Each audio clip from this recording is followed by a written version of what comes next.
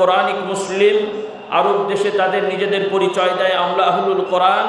বাংলাদেশেও কেউ বলে না, তারা নিজেদের বলে আহলে কোরআন। তাদের মূলনীতি হলো তারা মানুষকে বোঝাচ্ছে কোরআন আল্লাহর কেতাব বাণী, কোরআন মানাটাই আমাদের জন্য যথেষ্ট। তাদের ভাষায় মৌলানা হুজুর মোল্লার হাদিসের নামে যা বলে এগুলো মানার কোনো দরকার নেই। অর্থাৎ আপনাদেরকে বোঝাচ্ছে আপনারা তো আর অত কোরআন হাদিস সাধারণত বোঝেন না। অর্থাৎ আপনাদেরকে শেখাচ্ছে আলেম ওলামারা হাদিসের উদ্ধৃতি দিয়ে যা বলবে তা মানা লাগবে না, কোরআনের আয়াত থেকে যা বোঝা যাবে তাই ইসলাম।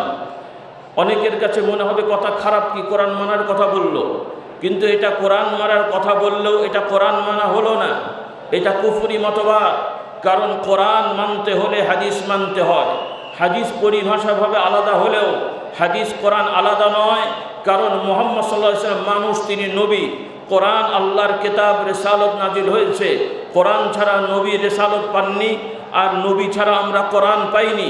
কারণ নবীকে কোরআনকে আলাদা করার সুযোগ, সত্তাগতভাবে আলাদা হলেও বাস্তবে আর এটা আলাদা নয়।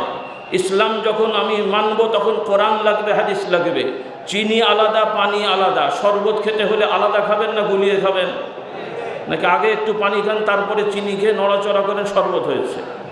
হ্যাঁ, তাহলে শরবত যখন খাবেন চিনি আলাদা পানি আলাদা, দুইটাকে মিক্স করে শরবত করতে হয়, সোজা বাংলা।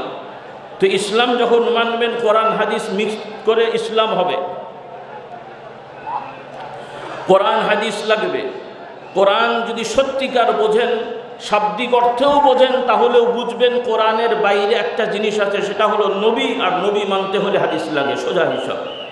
এজন্যে এটাও কুফরি মতবাদ যারা বলবে হাদিস লাগবে না, কোরআন নিয়ে চলো। আমাদের বিশ্বাস থাকবে কোরআনও লাগবে, হাদিসও লাগবে। আবার কোরআন হাদিসের আলোকে কিছু সিদ্ধান্ত দিতে হয় যেগুলো সরাসরি কোরআন হাদিসের নাম নাই, এগুলোকে ইজতিহাদ করা হয়। আরবিতে ইজতিহাদ বলে মানে বিশেষ প্রচেষ্টা, বিবেচনা। এটাকে কিয়াস এবং ইজমার মাধ্যমে বলা হয়। এগুলো নিয়ম আছে, আমি সংক্ষেপে বলছি। অর্থাৎ মূল উৎস হলো ইসলামের কোরআন এবং সুন্নাহ বা হাদিস। আর কোরআন সুন্নাহর আলোকে কিয়াসও করতে হয়, ইজমাও করতে হয় অবস্থার পরিপ্রেক্ষিতে।